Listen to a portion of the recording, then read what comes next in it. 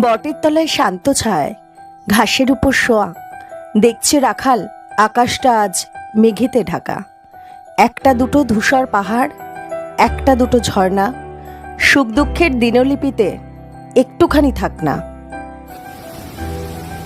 নমস্কার বন্ধুরা, আমি অমৃতা চলে এসেছি জলপ্রপাতের শহর রাঁচির ভিডিও নিয়ে।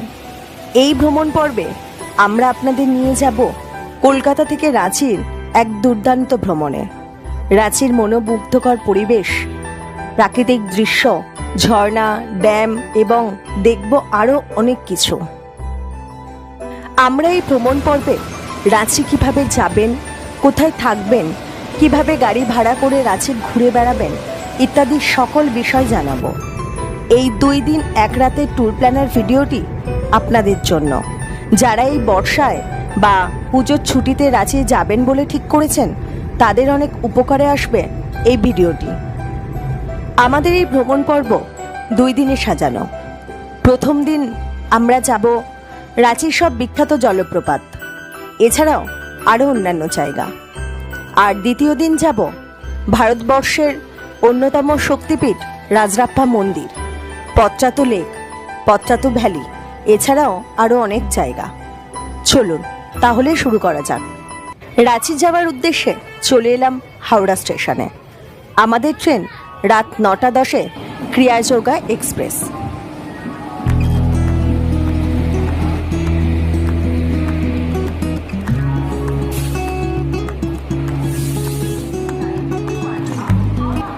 এছাড়াও রাঁচি যাওয়ার জন্য আছে আরও 3টি ট্রেন, বন্দে ভারত, শতাব্দী এক্সপ্রেস আর রাঁচি ইন্টারসিটি।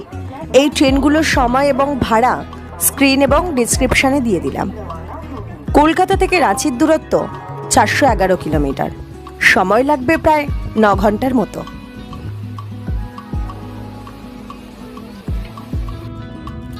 সারা রাত ট্রেন জার্নির শেষে সকাল 5:50 নাগাদ নামলাম রাঁচি স্টেশনে।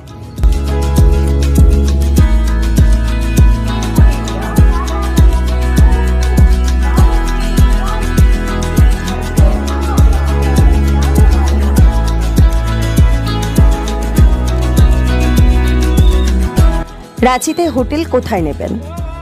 রাঁচি স্টেশন থেকে বেরিয়ে বাঁদিক বরাবর পায়ে হেঁটে চলে আসুন রাঁচি গুরুদুয়ারের কাছে। হেঁটে সময় লাগবে 2 থেকে 3 মিনিট। রাঁচিতে থাকার জন্য বিভিন্ন ধরনের হোটেল রয়েছে।